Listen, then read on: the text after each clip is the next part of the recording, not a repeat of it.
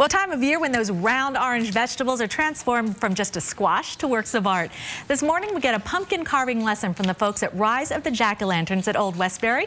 We have art director Thomas Olton, and hard at work far on the other side of the table is pumpkin carver Kurt Chen. Welcome. Good morning. Thank you for having me.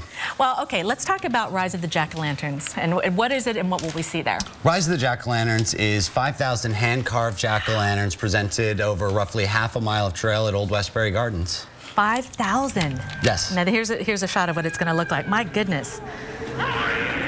Oh, and I guess, do you have music too and the whole scary? Absolutely, absolutely. Yeah. We provide music for all the displays. All right, and this is also for kids too, as scary as it is. Oh, it's actually not terribly scary. No? No. Okay, I'm just a big chicken. We prefer the term spooky than scary. All right.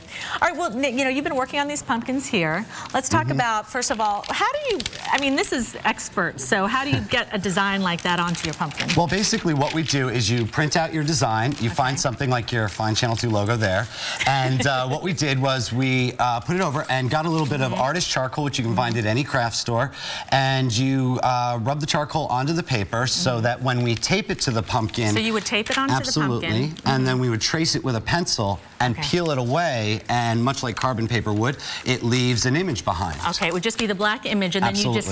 And then you go through and you start edging it out with some of the small tools that we have here, and the image will start to emerge. Now, you were saying one of the biggest mistakes when people try to do this is... One of the biggest mistakes people make when they try to do this is they'll use dull knives or use dull tools. One of the most dangerous things you can do is try and force a tool through the pumpkin. That's when you're going to slip. That's when you're going to hurt yourself. So you want to make sure that the tools you're using are fairly sharp, and so parents should certainly help children with that Right, part. and these are kind of like art supply type things. A lot of these we find this ribbon loop tool here. You can find this at any craft store, and they're fairly inexpensive. And then these are for making edging in linoleum, so that you can make sort of like rubber stamps and matting and things like that. And they're very, very inexpensive and very readily available.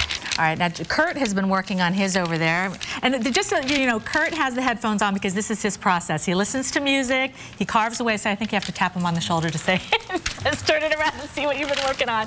Wow, that's pretty amazing. Talk about the difference between sculpting and carving.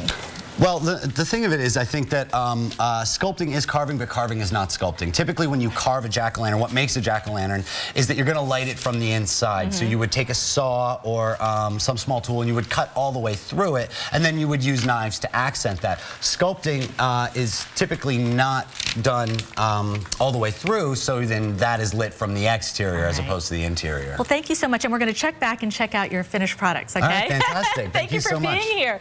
The Rise of the Jack-O'-Lanterns will be at Old Westbury Gardens today and next weekend, and you do need tickets in advance, so head over to cbsnewyork.com.